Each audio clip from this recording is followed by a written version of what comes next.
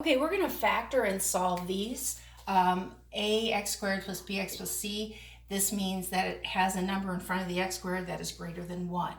First, we're going to factor. It has to multiply to be whatever a times c is. So it has to multiply to be 60, and it has to add to be what b is. It has to add to be 17. So you think of factors of 60 that will equal 17 when added, and this is all addition. Let's see, 15 and 4 would be 19, so that doesn't work. 2 and 30 would be 32, that doesn't work. 12 and 5 would be 17, so that's it right there. So x plus 12 and x plus 5, dividing both by 3 and simplifying if possible. This simplifies to 4, so it's going to be x plus 4, and 3 goes with the x. The 5 stays there, but we're not done because we have equals 0. So I'm going to set these both equal to 0 and solve. So subtract 4 from each side. So x equals -4. That's one of our answers. Subtract 5 from each side. So we have 3x equals -5. Divide by 3. X equals -5/3. So those are our two answers. If it has an equals 0, that means we're solving for the variable. Usually there's going to be two answers. Okay, so first we have to factor on this one. It has to multiply to be 18 and add to be 9. So factors of 18, 6 and 3 would work. So x plus 6, x plus 3. And I'm going to divide them by 2. Simplify if possible. That becomes 3. So it's x plus 3. This one does not simplify. It's already simplified. So 2 goes with x. And 3 stays there. We have to solve. So set these both equal to 0 and solve for x. Subtract 3. X equals -3. Subtract 3. 2x equals -3, and divide by 2. X equals -3/2. So -3/2 and -3. This one has to multiply to be 60 and add to be -17. These are both going to be negative. It's going to be similar to this one up here. It's going to be -12 and -5. So x minus 12, x minus 5. Dividing by 2.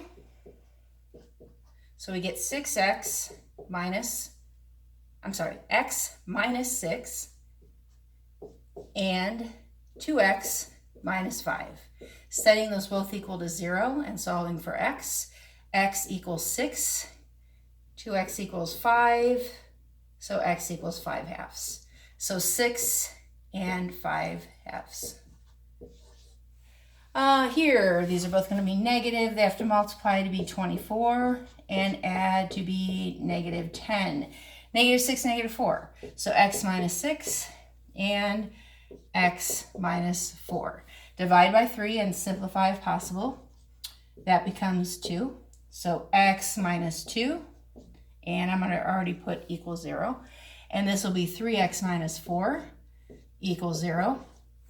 Add 2 to both sides, so x equals 2. That's one of them. And the other one, we're going to add 4 to each side. So 3x equals 4. Divide by 3, x equals 4/3.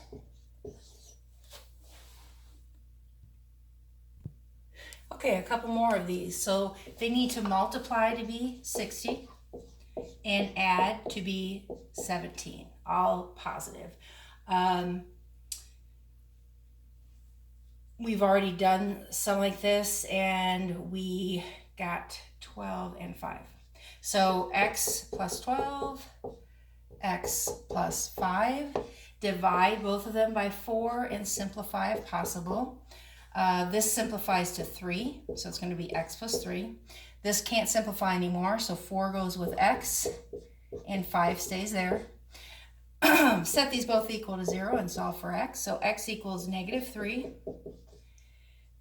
Subtract 5 from both sides. 4x equals -5. Divide by 4. X equals -5/4. This one, they have to multiply to be -36 and add to be 9. It's going to be a positive and a negative.